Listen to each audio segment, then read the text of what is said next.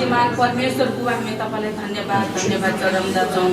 हामीलाई यो समय यो घडी दिनुभयो परमेश्वर, धन्यवाद दिन्दछु पिता। हामीलाई हप्तामयसम्म सुरक्षित दिनुभयो, हामी तपाईँलाई धन्यवाद दिन्दछु। हामीलाई तपाईँको उपस्थितिमा डोर्याउनु भयो प्रभु, धेरै समयदेखि प्रभु हामी तपाईँलाई धन्यवाद छ, सुरक्षित दिनुभयो, सहायता गर्नुभयो, हामी धन्यवाद दिन्दछु पिता परमेश्वर। अनि भजन कोरसहरू गाउनेछौँ, पवित्र आत्माले अगुवाई गर्नुहोस्, आफै भइकन सञ्चालन गर्नुहोस् परमेश्वर बुबा। तपाईँको आफ्नो दासी छोराछोरीले क्वायर झुन्डालाई तपाईँले आफै भइकन अगुवाई गर्नुहोस्, सिकाउनुहोस्, सहायता गर्नुहोस्, अभिषेक गर्नुहोस् परमेश्वर बुबा। हामी तपाईँलाई धन्यवाद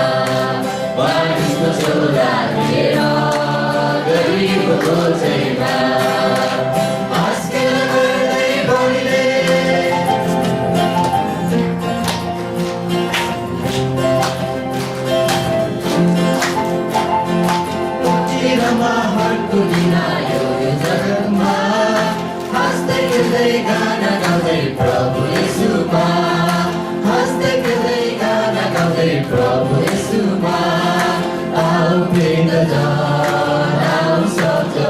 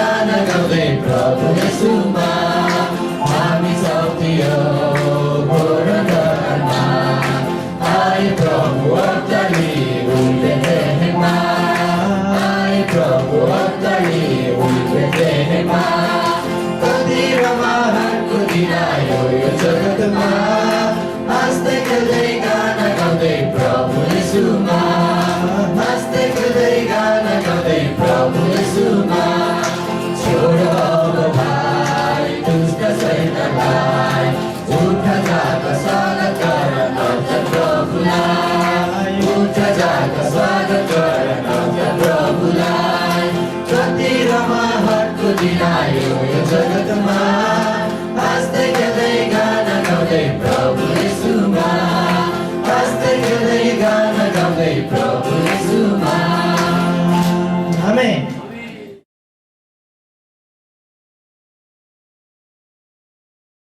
आज हाम्रो बाइबल पाठ रहेको छ भजन सङ्ग्रह 119। तपाईँले भेटाउनु होला 119 को 137 देखि 144 सम्म रहेको छ। हे परम प्रभु, तपाईँ धर्मी हुनुहुन्छ र तपाईँका नियमहरू सत्य छन्। तपाईँले राखिदिनु भएका कानुनहरू धार्मिक छन्, तिनीहरू पूर्ण रूपले भरपर्दा छन्। मेरो जोशले मलाई खाइसकेको छ, किनभने मेरा शत्रुहरूले तपाईँका वचनहरूको व्यवस्था गर्छन्। तपाईँका प्रतिज्ञाहरू पूर्ण रूपले जाँचिएका छन् र तपाईँको दासले तिनलाई प्रेम गर्छ। म क्षुद्र र तुच्छ छु तापनि म तपाईँका आदेशहरू बिर्सन्न। तपाईँको धार्मिकता चिरस्थायी छ अनि तपाईँको व्यवस्था सत्य छ। दुःख र कष्टमा म माथि आएको छ, तर तपाईँका आज्ञाहरू मेरो निम्ति हर्षका कुरा छन्। तपाईँका कानुनहरू सदाकालको निम्ति सत्य छन्। त मलाई समशक्ति दिनुहोस् र म जीवित रहन सकूँ। आमेन। आमेन।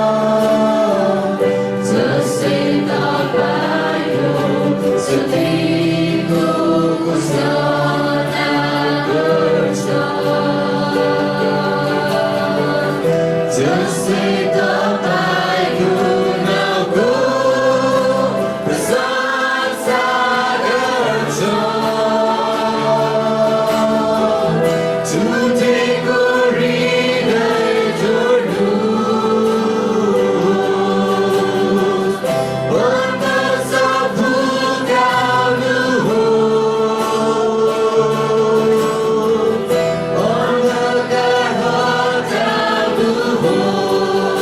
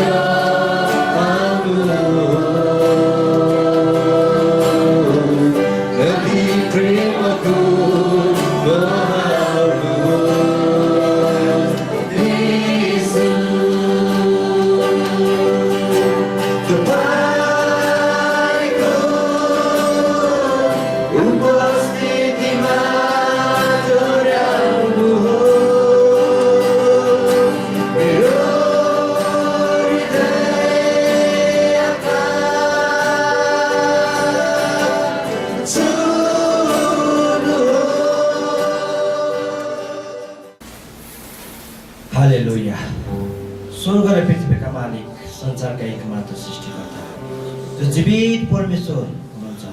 हामी प्रभु तपाईँलाई धेरै धन्यवाद दिँदछौँ तपाईँको त्यो महान बलिदानको निम्ति, तपाईँको त्यो महान कामको निम्ति प्रभु। हामी त्यो अयोग्य व्यक्तिलाई प्रभु तपाईँले चुन्नुभयो प्रभु। हाम्रो पापको निम्ति प्रभु तपाईँ येशू ख्रीष्ट परमेश्वर हुनुभइकन पनि यस संसारमा आइकन प्रभु आफ्नो अमूल्य रगत बगाउनु भयो प्रभु, ताकि हामी हाम्रा ती पापहरूबाट हामी छुटकारा पाउन सकौँ। हामीलाई धुनुभयो, शुद्ध गराउनु भयो प्रभु। र तपाईँ तेस्रो दिनमा पुनरुत्थान हुनुभइकन मृत्युमाथि विजय भएर जीवित परमेश्वर हुनुभएको प्रमाण दिनुभएको निम्ति हामी तपाईँलाई धेरै धन्यवाद दिँदछौँ प्रभु।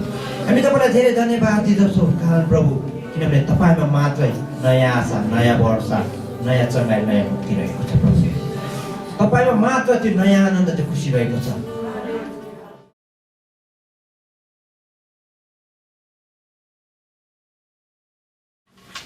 सबैलाई जेमसी र तपाईँ पनि आपसमा अभिवादन गर्नुहोस्।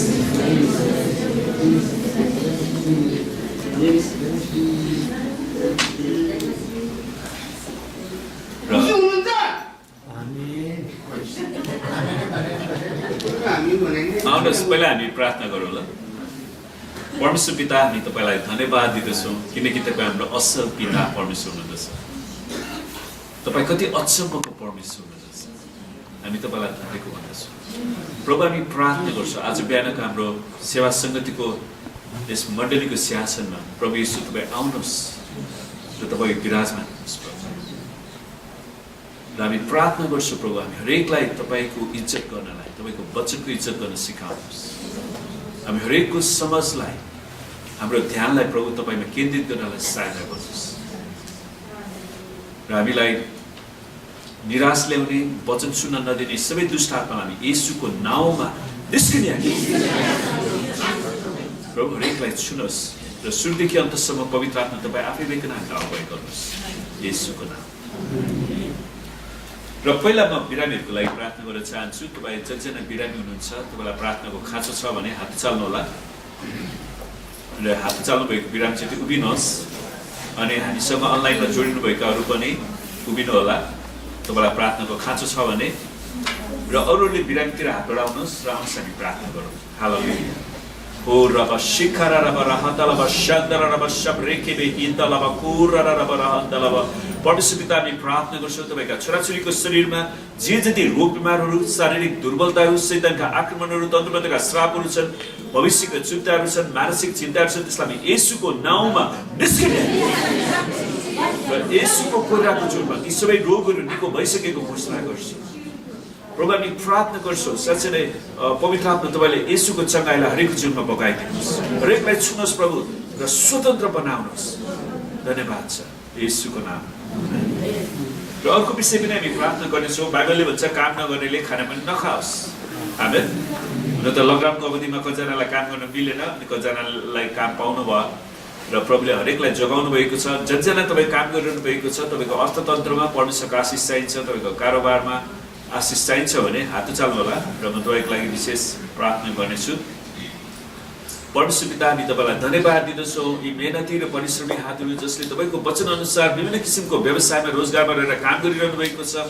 हामी प्रार्थना गर्छौँ प्रभु, तपाईँको जनको अर्थतन्त्रमा तपाईँले बेहिसाब आशिष र उन्नति दिनुहोस्, हरेकको कारोबारको भुलुमलाई बढाइदिनुहोस् प्रभुजी। हामी बिन्ती गर्छौँ हरेकलाई असल कस्टमरहरू तपाईँले जुटाइदिनुहोस् पिता। अनि हामी प्रार्थना गर्छौँ प्रभु, तपाईँको जनको रुपियाँ पैसालाई लुट्ने शैतानका सम्पूर्ण अभिवाल हामी येशूको नाममा रद्द पार्दछौँ। अनि जतिजनाको रुपियाँ पैसा फसेको छ त्यसलाई पनि हामी येशूको नाममा उल्टै हाकिदिन्छौँ प्रभु। तपाईँले सहायता गर्नुहोस्, जसरी प्रभु तपाईँले सहायता गर्नुहुन्छ, आशिष दिनुहुन्छ भने हरेकलाई दशांश स्वेच्छाको भेटी दिन सिकाउनुहोस् येशूको नाम। हुन्छ, परमेश्वरलाई धन्यवाद होस्। र आजको हाम्रो विषय छ अलौकिक उपस्थिति, सुपरन्याचुरल प्रेजेन्स। तपाईँ कतिजनाले आफ्नो जीवनमा जस्तो प्रभु यीशु ख्रीष्टको दर्शन वा स्वर्गदूतको उपस्थिति वा अरू यस्ता कुराहरू अनुभव गर्नुभएको छ? कसैले पनि गर्नुभएको छ? विभिन्न व्यक्तिहरूको जीवनमा छ होइन, परमेश्वरले ल्याउनु भएको छ। अनि जब मानिसहरू अलौकिक वस्तुहरूको अनुभव गर्छन्, जस्तै उनीहरूले उनीहरूको जीवनमा स्वर्गदूतहरू देखा पर्छन् वा दर्शनमा येशू ख्रीष्टलाई देख्छन्, तब तिनीहरू एकदमै उत्तेजित बन्न सुरु गर्छन्। मैले यो देखेँ, त्यो देखेँ, र उनीहरूलाई पनि स्वर्गदूत अनि अरूलाई पनि स्वर्गदूत देख्न मन लाग्छ। त एउटा मण्डलीमा एउटा यस्तो घटना भएछ, नेपालको मण्डलीमा होइन, विदेशको मण्डलीमा। अनि मण्डली सेवा सञ्चालकले भने, ओ यो भवनभरि नै स्वर्गदूतहरू उडिरहेका छन्। हुन त त्यो कुरा साँचो हो। बाइबलमा लेखिएको छ कि परमेश्वरको जनको वरिपरि स्वर्गदूतहरूले छाउनी बसाल्छ भनेको छ। छाउनी भनेको के हो? एउटा छाउनीमा हजारौं सिपाहीहरू हुन्छ। अनि त्यसै कारण सबैले आफ्नो हात उचालेर स्वर्गदूतलाई छुने प्रयास गरे। अनि एकजना अलि होचो दिदीले पनि आफ्नो हात उचालिन्।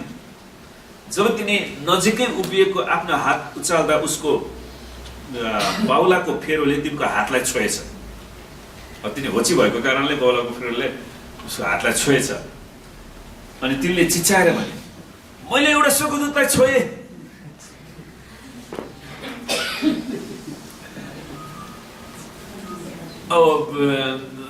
विभिन्न मानिसहरूको विभिन्न खालको कुराहरू हुन्छ। त्यसैले सुन्नुहोस्, हामीहरूको हरेक अलौकिक दर्शन परमेश्वरको वचनको आधारमा हुनुपर्छ। आमेन। जब मानिसहरू अलौकिक कुराप्रति चाहिने भन्दा बढी चासो राख्छन्, तब यस्ता गवाईहरू बन्ने गर्छ। यो गर्यो, ऊ गर्यो, त्यो गरे भन्छ, त्यो देखे भन्छ। जब एउटा व्यक्तिले आफ्नो जीवनलाई परमेश्वरको वचनमा स्थापित गर्दैन, यस्ता कुराहरू घटिरहन्छ। त्यसैले हामी जहिले पनि परमेश्वरको वचनमा फर्किनुपर्छ। त यी अन्त्यका दिनहरूमा धेरै आश्चर्य कर्महरू, अलौकिक अनुभवहरू मानिसहरूले पाउनेछन्। यसकारण प्रकाश, दर्शन र स्वर्गदूतको उपस्थितिहरूलाई बुझ्न हामीलाई ठोस शिक्षा चाहिन्छ। बुझ्नै पर्ने कुरा चाहिँ यो छ कि अलौकिक घटनाहरू हाम्रा इच्छा अनुसार घट्दैनन्। कसैले पनि यो निर्णय बनाउन सक्दैन, आज म दर्शन देख्नेछु, म ज्ञानको वचन अगमबाणीको वरदान चलाउनेछु। त्यस्तो हुँदैन। कहिलेकाहीँ मान्छेले त्यो जबरजस्ती गर्ने प्रयास गर्दाखेरि उनीहरूले गलत कुराहरू गरेर हिँड्छ।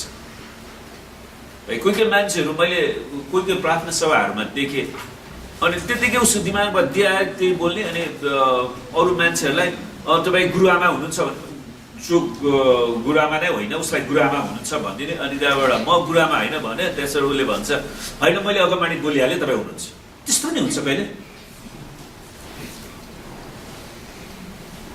अनि त्यस्तो खालको हुन, त्यसलाई रुड प्रकारले भनियो भने भुइँफुटा अगमवक्ता भन्छ क्या। त्यस्तो खालको अगमवक्ताले एकचोटि बेलायतमा धेरै दुःख दियो। बाटोमा हिँड्ने मान्छेहरूलाई जान्छ, अनि परमप्रभु भन्नुहुन्छ भन्दिने, त्यत्तिकै के भन्दिने, अनि अर्कोलाई के भन्दिने, अर्कोलाई के भन्दिने, अर्कोलाई के देखाएको छ त्यो भन्दिने। अरे समस्या हुन्छ। अनि बिचरा एकजना डर्बेको पास्टरले मलाई भन्नुभयो, डर्बेमा त्यो सम्मेलनमा जाँदाखेरि उनीहरूले एउटा अमेरिकन पास्टरलाई बोलाएर प्रचार गर्न लाउनु भयो 3 दिनको सम्मेलन। अनि 3 दिनसम्म उहाँले के शिक्षा दिइदिनु भन्छ नि, सबै विश्वासीहरूलाई भूत लागेको छ भनेर 3 दिन नै भूत पाउँदा विश्वासीहरूलाई भूत लाग्छ।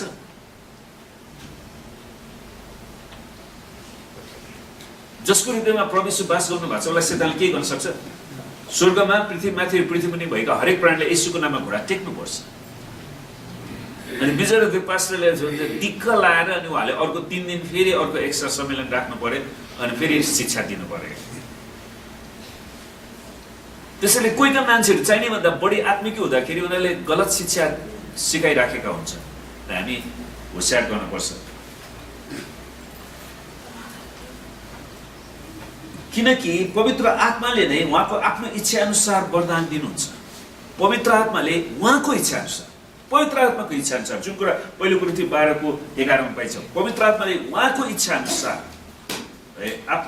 उहाँको आफ्नो इच्छा अनुसार उहाँले वरदान दिनुहुन्छ। कसलाई कुन वरदान दिनुपर्ने त्यो पवित्र आत्मालाई थाहा छ।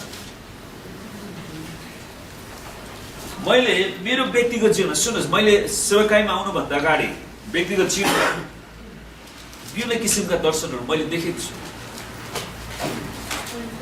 र प्रकाशहरू पनि पाएको छु र मैले अहिलेसम्म नबिर्सेको एउटा त्यतिखेर म भर्खरको नयाँ विश्वासी थिएँ, मलाई बाइबलको बारेमा थाहा पनि थिएन। अनि मैले दर्शनमा देखेको एउटा कुरा चाहिँ दुईजना स्वर्गदूतहरूको बिचमा म उनीहरूसँगै आकाशमा उडिरहेको थिएँ अनि उनीहरूले त्यो कुरा भनिरहेको थियो कि येशू चाँडै आउँदै हुनुहुन्छ, येशू चाँडै आउँदै हुनुहुन्छ भनेर उडिरहेको थियो। अनि मैले गएर त्यो मलाई त्यसको मैले अचम्म लाग्यो त्यो कुरा, किनभने म भर्खर चर्चमा आएको मान्छे थिएँ, एउटा जवान केटा 17-18 वर्षको थिएँ म त्यो। अनि मैले पास्टरलाई भने उहाँले मतलबै गर्नु भएन, उहाँले केही पनि मतलब गर्नु भएन। तर त्यही दर्शन मलाई सेवाकाईमा आउनको लागि एउटा ठुलो बोलावट भन्यो। मैले थाहा गरेँ कि प्रभुको सुसमाचार, प्रभुको दोस्रो आगमनको बारेमा प्रचार गर्नको लागि परमेश्वरले मलाई नियुक्त गर्नुभएको छ। अनि त्यहाँदेखि मैले धेरै मान्छेलाई प्रचार गरेँ अनि प्रभुलाई धन्यवाद होस्। अनि उहाँले विभिन्न देशहरूमा पनि प्रचार गर्ने अवसरहरू दिनुभएको छ, मौकाहरू दिनुभएको छ। तर ती सबै कुराहरू प्रभुसितको व्यक्तिगत हिँडाइको आधारमा सङ्गति गर्दा परमेश्वरको इच्छाअनुसार दिइने कुरा हो। जब तपाईँ परमेश्वरको वचनमा हिँड्नुहुन्छ अनि परमेश्वरले तपाईँलाई नयाँ प्रकाशहरू, उत्साहहरू दिनुहुन्छ। कहिलेकाहीँ हामी निराश हुँदाखेरि परमेश्वरले विभिन्न प्रकारले बोल्नुहुन्छ। उहाँले आफ्नो उपस्थिति पनि प्रकट गर्नुहुन्छ, कतिचोटि वचनद्वारा बोल्नुहुन्छ, कतिचोटि प्रकृतिद्वारा पनि बोल्नुहुन्छ, विभिन्न परिस्थितिद्वारा बोल्नुहुन्छ, परमेश्वरले गर्नुहुन्छ। त यसलाई मलाई देखाउनुहोस् भनेर मैले मागेको थिइनँ मेरो जीवनमा। त कोही मानिसहरूले दर्शन देखेका छन्, कसैले स्वर्गदूतहरूलाई देखेका छन्, त अरूले कहिले देखेका छैनन् र देख्ने पनि छैनन्। तापनि तिनीहरूलाई कम आत्मिकी भनेर भन्न मिल्दैन। त्यसैले यो दर्शन देख्ने मान्छे चाहिँ बढी आत्मिकी, दर्शन नदेख्ने मान्छे चाहिँ कम आत्मिकी, त्यो पनि भन्न मिल्दैन। किनभने पहिला एकजना व्यक्ति हुनुहुन्थ्यो है, एउटा दिदी दर्शन देखेर हैरान भने। सुन्नुहोस्, दर्शन देख्नु एउटा कुरा हो, तर त्यो दर्शनले तपाईँको जीवन परिवर्तन भएन भने के हुन्छ? त्यसले अर्को समस्या ल्याउँछ। मैले एकजना व्यक्तिको बारेमा थाहा, उहाँले 40 दिन उपवास बस्नुभयो। 40 दिन उपवास बसिसकेपछि उहाँको जीवन कस्तो भयो थाहा छ? बरु उहाँले उपवास नबस्दाखेरि उहाँको आत्मिक जीवन राम्रो थियो। अनि उपवास बसिसकेपछि ल मैले 40 दिन उपवास बसेँ, म अरूभन्दा बढी आत्मिकी भएँ, मलाई यो उपवासपछि मलाई यो वरदान आएको छ, अनि त्यो वरदानमा म तिमीलाई भन्छु तिमीसँग पाप छ, तिमीसँग शैतान छ भन्दै मान्छेहरूलाई त्यो गरे। तर मैले यो कुरा के थाहा पाएँ भने पछिबाट एउटा कुरा के बुझेँ भने प्रभुलाई धन्यवाद होस्, यो साइकोलोजीको कुरा हो क्या। साइकोलोजी हाम्रो यो बाइबलको कोर्स मास्टर्सको लेभलमा पढ्दाखेरि हामीलाई कसरी यो कोर्स डिजाइन गरेको हुन्छ भने नि, मास्टर्स लेभलको पढ्दाखेरि नेपालको मास्टर्स लेभलको त्यति मैले त्यो केही पनि देखिनँ। मण्डलीमा पढ्दै नपढेको मान्छेदेखि पिएचडी गरेको सबै किसिमको मान्छे आउँछ। अनि ती सबै मान्छेलाई त्यहाँनिर इन्जिनियर, डक्टर, सबै किसिमको व्यवसाय गरेका मान्छेहरू सबै आउँछ। अनि ती सबै मान्छेलाई सुसमाचार सुनाउन सक्ने हिसाबले पढ्नु पर्ने हुन्छ क्या। त्यसैले अरू कलेजमा मास्टर्स डिग्रीलाई तपाईँको 60 क्रेडिटमा तपाईँको डिग्री सकिन्छ।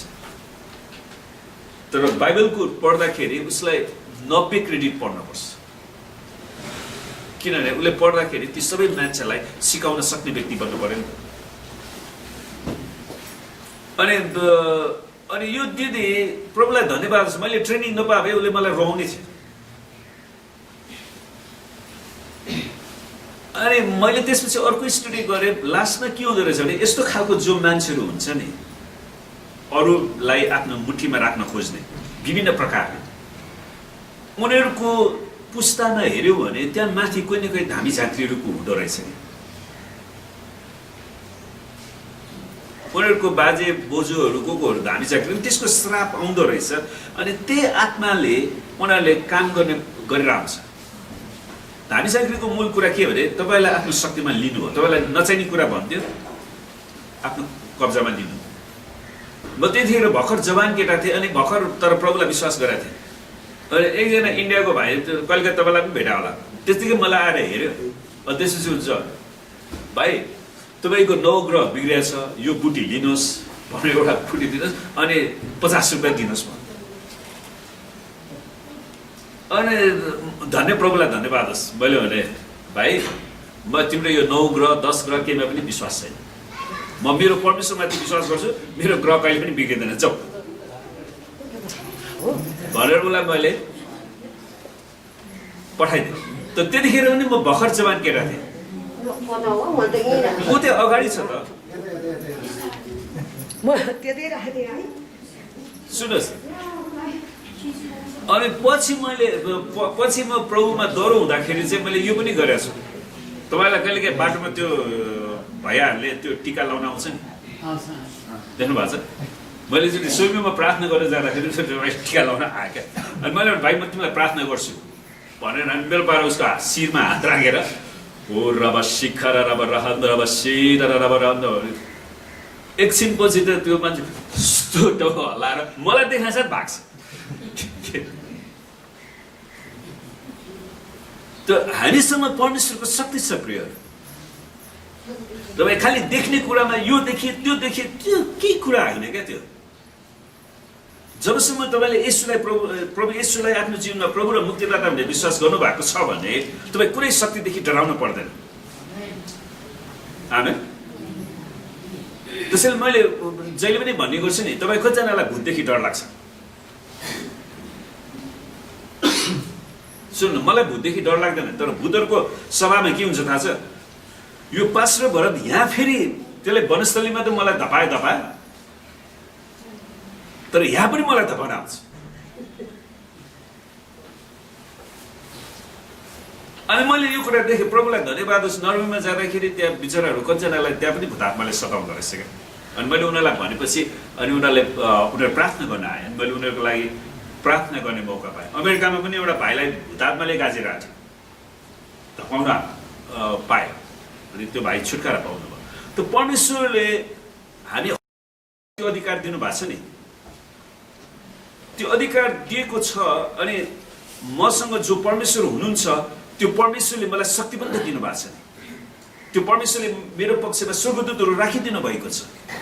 त हामीले त्यो अधिकारलाई प्रयोग गर्नुभयो। अनि परमेश्वरले दिनुभएको अधिकार चाहिँ येशू नाम हो, अनि परमेश्वरको वचन। अनि त्यो कोही भूत आयो तपाईँले देख्नुभयो, ठिक छ, येशूको नाममा भाग भन्नुहोस्, त्यो भागिहाल्छ। आमेन। हामी एउटा सिपाही हौ, अनि शत्रुले आफ्नो सिपाहीलाई प्रकट गर्दाखेरि हामी डराएर भाग्यो, ल आयो, फेरि आयो, फेरि त्यसले मलाई फेरि आयो, त्यो येशूको नाममा भाग भन्नु न।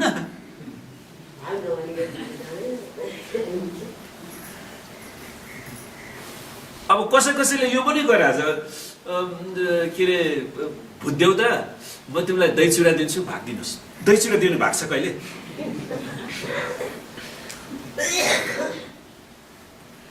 त्यसैले सुन्नुहोस्, परमेश्वरले हामीलाई दिनुभएको अधिकार र शक्तिलाई तपाईँले प्रयोग गर्न सक्नुहुन्छ क्या। आमेन। त्यसैले यो दर्शन देख्दैमा नदेख्दैमा यो कम आत्मिकी छैन भन्ने कुरा पनि होइन रहेछ। मूल कुरा तपाईँले परमेश्वरको वचनलाई कसरी प्रयोग गर्नुहुन्छ, त्यसको दुरुपयोग गर्नुहुन्छ कि त्यसको सदुपयोग गर्नुहुन्छ, त्यो चाहिँ मूल कुरा। र स्वर्गदूत र दर्शनहरू देख्ने व्यक्तिलाई बाइबलले परिपक्व ख्रिस्टियन भनेको छैन। कसैले दर्शन देख्दैमा उसँग धेरै विश्वास छ भन्ने प्रमाणित पनि गर्दैन। हामीले येशू स्वर्गदूतहरूलाई शारीरिक रूपमा खोजी गर्न आवश्यक छैन। उहाँले आफ्नो वचनमा आफैलाई प्रकट गर्नुभएको छ। परमेश्वरले आफ्नो वचनमा, आदिमा वचन थियो, वचन परमेश्वरसँग थियो, वचन परमेश्वर थियो, त्यही वचन देह हुनुभयो। अनि परमेश्वरले आफ्नो वचन तपाईँ र मलाई दिनुभएको छ। पहिलो सामुएल 3:21 भन्छ, परमप्रभु सिलोमा देखा पर्दै रहनुभयो र त्यहाँ उहाँले आफ्नो वचनद्वारा आफूलाई शमूएलका प्रकट गर्नुभयो। शमूएललाई परमेश्वरले कसरी प्रकट गर्नुभयो? वचनद्वारा, आफ्नो वचनद्वारा। त्यसैले परमेश्वरको वचनलाई चाहिँ ठिकसँग अध्ययन गर्नु पर्यो, ठिकसँग उच्चारण गर्नुपर्छ। सुन्नुहोस्, तपाईँले परमेश्वरको वचनलाई गलत प्रकारले उच्चारण गर्नुभयो भने त्यसको अर्कै अर्थ हुन्छ क्या। खास अब तपाईँले जस्तो आदिमा परमेश्वरले आकाश र पृथ्वीलाई सृष्टि गर्नुभयो भन्ने शब्दलाई आदिमा परमेश्वरले आकाश र पृथ्वी सृष्टि गर्नु भएन भन्नु पनि के हुन्छ? त्यो होल वाक्यको अर्थ नै अर्को हुन्छ क्या। त्यसैले बाइबल पढ्दाखेरि पनि ठिकसँग व्याकरण मिलाएर पढ्नुपर्छ, नत्र भने तपाईँले त्यो शब्दलाई राम्रोसँग उच्चारण गर्नु भएन भने त्यसको उल्टा अर्थ हुन्छ।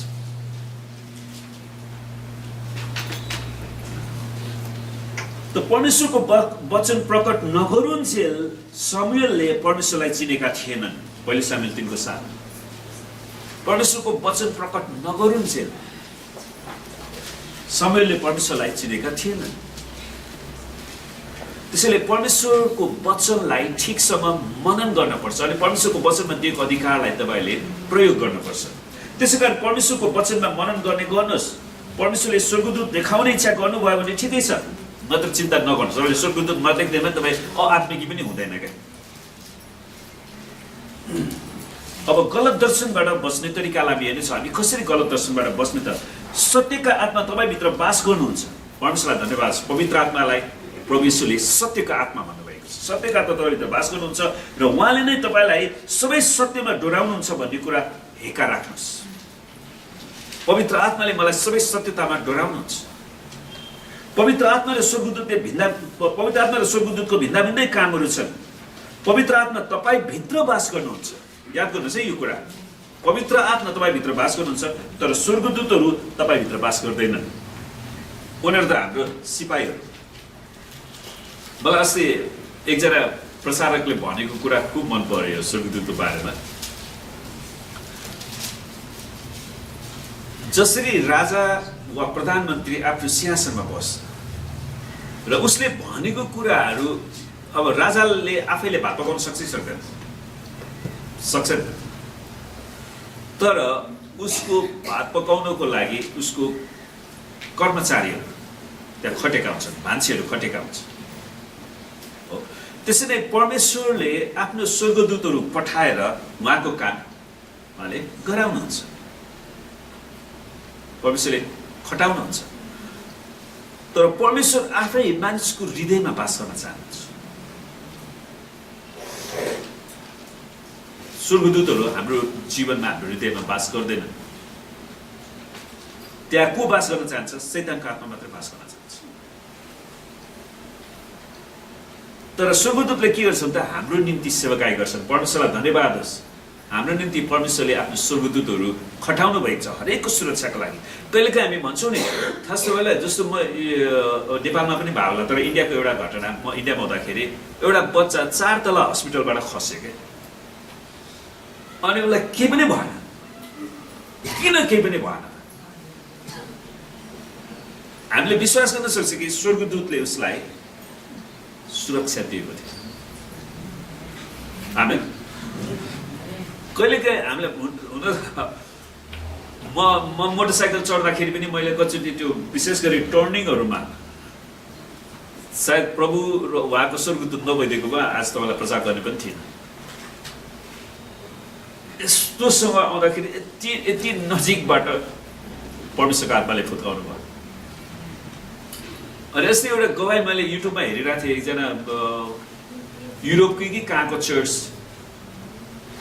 यस्तो अचम्मसँगै बिचरा त्यो चर्चमा त्यो पहिरो कहीँ नआउने ठाउँ छ, त्यति टाढा आउनै नपर्ने हो के, बडेमाको ढुङ्गा। हाम्रो जस्तै यस्तै किसिमको चर्च बनाएर छ उनीहरूको पनि।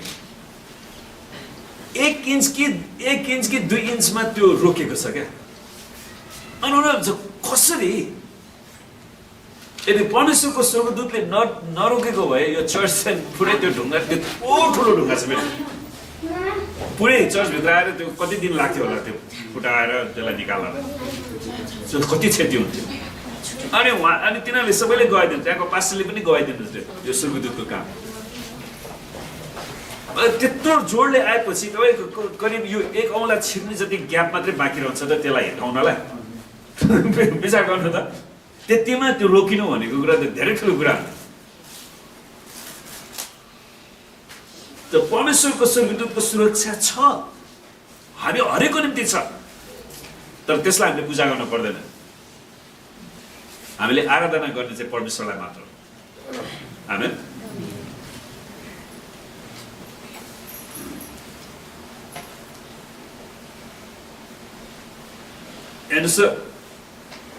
यूहन्ना 14:26ले भन्छ पवित्र आत्माको कामबारे उहाँले बताउनुहुन्छ, तर सल्लाहकार,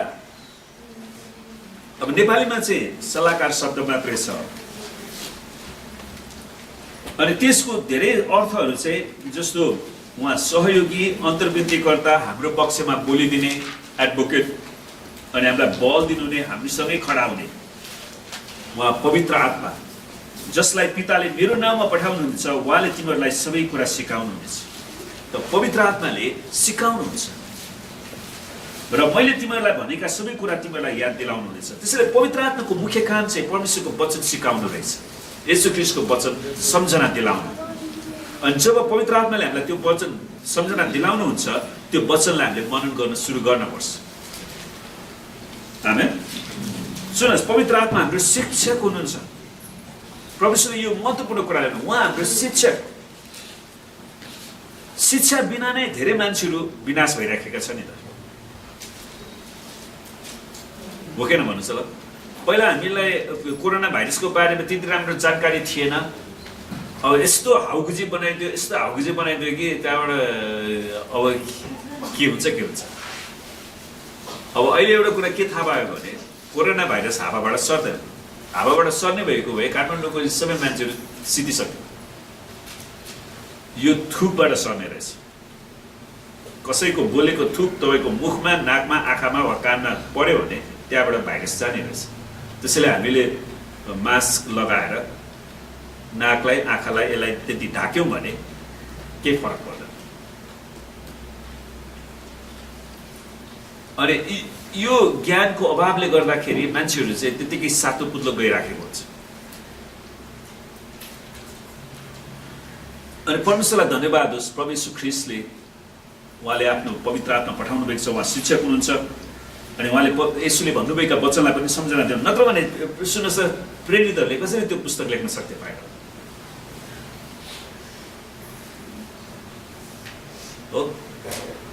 नर्मल्ली बाइबल एउटा विद्वानको भनाइअनुसार तपाईँले क्लासमा जति पनि सुन्नुहुन्छ नि, तपाईँले बढीमा 24 घन्टा सम्झिनुहुन्छ अनि त्यसपछि त्यो क्रमिक रूपमा बिर्सिँदै जान्छ अरे। त्यसैले तपाईँले नोट गर्नुपर्ने कारण चाहिँ त्यो। अनि प्रेरितहरूलाई जुन पुस्तक लेख्नको लागि पवित्र आत्माले सम्झना दिनुभयो, त्यसैले उनीहरूले पवित्र आत्माको प्रेरणामा, अगुवाईमा लेखे। उनीहरूले आफ्नै कल्पनामा लेखेका होइनन्। किनकि पवित्र आत्मा हाम्रो शिक्षक हुनुहुन्छ। स्वर्गदूतहरू शिक्षकको पदमा बसेर काम गर्दैनन्। उनीहरू शिक्षकको पदमा बसेर काम गर्दैनन्। तिनीहरूले परमेश्वरको वचन प्रकट गर्दैनन्, न त तिनीहरूले प्रकाश र ज्ञान नै दिन्छन्। त्यो त पवित्र आत्माको काम हो। प्रेरित 10 अध्यायमा कर्नेलियससँग स्वर्गदूत देखा पर्दा येशू ख्रीष्टमा पाइने मुक्तिबारे उसले स्वर्गदूतले शिक्षा दिएन नि। स्वर्गदूतले के भन्छ थाहा छ कर्नेलियसलाई? पत्रुसलाई बोलाउनु पर्यो। पत्रुसलाई बोलाउनु पर्यो। त परमेश्वरको वचन प्रचार गर्ने वा सिकाउने जिम्मा स्वर्गदूतलाई दिएको छैन। बरु मुक्ति र उद्धारका कुराहरू हेर्न स्वर्गदूतहरू अति उत्सुक छन् भनेर पहिलो पत्रुसको 10 देखि 12ले बताउँछ। पहिलो पत्रुसको 10 देखि 12ले चाहिँ मानिसहरूले उद्धार पाएको, जब मानिसहरूले सुसमाचार प्रचार गरेको, तिनीहरूले प्रभुलाई ग्रहण गरेको, मानिसहरूले प्रार्थना गर्दा रोगीहरू निको भएको त्यो आश्चर्य कर्महरू देख्दा उनीहरू चाहिँ उत्सुक हुन्छ। अनि जब एउटा मान्छेले यहाँ प्रभुलाई ग्रहण गर्छ अनि स्वर्गदूतहरूले स्वर्गमा भोज खान्छ, उनीहरूले भोज मनाउँछ। त्यसको मतलब के थाहा छ? परमेश्वरले हामीलाई जिम्मेवार व्यक्ति बनाउनु भएको छ। हामीले जहिले पनि अरूले गरिदिएको चाहन्छौँ नि, तर हामी आफैले गर्नुपर्छ।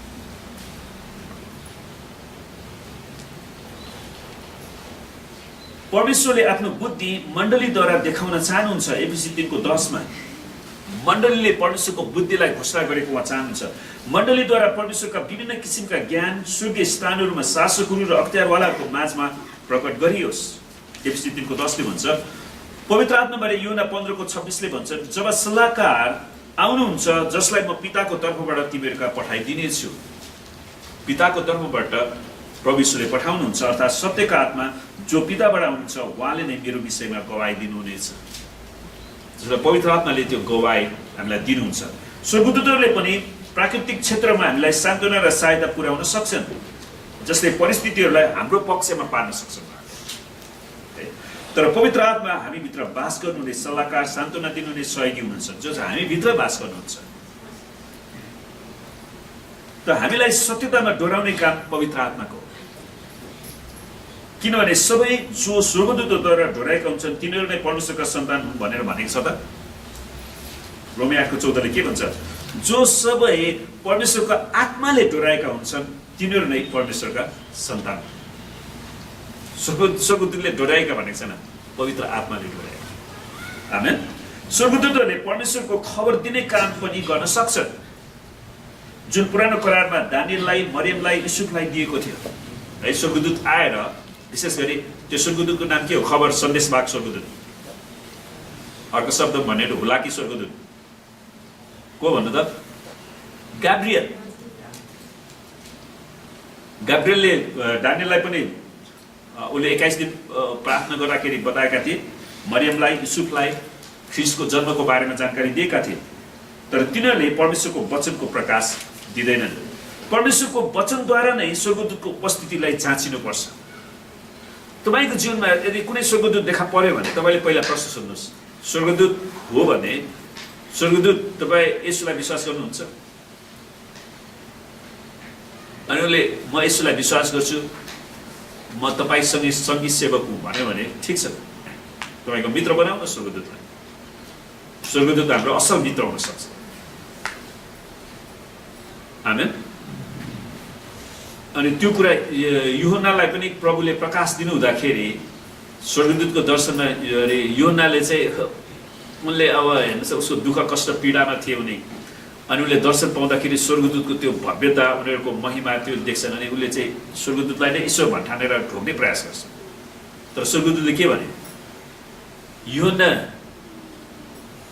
यूहन्ना भाइ, मलाई नढोक्नुहोस्, म त स्वर्गदूत मात्रै हुँ, तपाईँले प्रभुलाई ढोक्नुपर्छ। आमेन। स्वर्गदूतले त्यो कुरा स्पष्ट भने, त्यसैले स्वर्गदूतको शिक्षा हामी एकदमै स्पष्ट पाउँछौँ बाइबलमा। त्यसैले यदि स्वर्गदूतले परमेश्वरको वचन व्याख्या गर्न सुरु गरे भने हामीले शङ्का गर्नुपर्ने अवस्था आउन सक्छ, किनकि प्राय गरिकन शैतानको दूतहरूले मान्छेलाई गलत शिक्षा लिएर वचनबाट बाहिर ल्याउन सक्छ। अनि संसारमा धेरै किसिमका भाषाहरू, शब्दहरू, आवाजहरू छन्, ती कुनै पनि अर्थहीन छैनन्। पहिलो कोरिन्थी 14:10 सामान्यतया त्यहाँ 3 किसिमका आवाजहरू छन्, एउटा मानिसको आवाज, एउटा परमेश्वरको आवाज र शैतानको आवाज। है, जनावरको आवाज चाहिँ खासै बुझ्न सकिँदैन, किनकि तिनीहरूमा आत्मा छैन। यदि कोही व्यक्तिहरू परमेश्वरको वचनलाई छाडेर दर्शन र प्रकाशको पछि मात्र लाग्छन् भने तिनीहरू शैतानको पासोमा पर्नेछन्। कहिलेकाहीँ कोही मान्छेहरू वचन महत्त्वपूर्ण छैन, वचन त यसो त्यो के अरे अचेल त्यो रेडियोमा पनि आउँछ नि, एफएममा त्यो सुने पनि हुन्छ। एफएममा दिने सुसमाचार प्रचारको वचन हो, यसुलाई चिन्नुहोस् भनेर। अब उहाँले यसुलाई चिनिसकेको मान्छेलाई जहिले पनि त्यही मात्र, यसुले तपाईँलाई प्रेम गर्नुहुन्छ, यसुले तपाईँलाई माया गर्नुहुन्छ, यसुले तपाईँलाई निको पार्नुहुन्छ। त मैले सुनिसकेँ, त जहिले पनि कख मात्रै पढ्ने, कबाट कलम, गबाट कमला, खबाट खबर, घबाट घर, अनि जीवनभर त्यति मात्रै पढ्ने, आत्मिक रूपमा बढ्नु पर्दैन। त्यसैले किनकि उनीहरूलाई परमेश्वरको वचनको गहिराई थाहा छैन, जहिले पनि त्यही लेभलमा मात्रै उनीहरू बस्न चाहन्छ।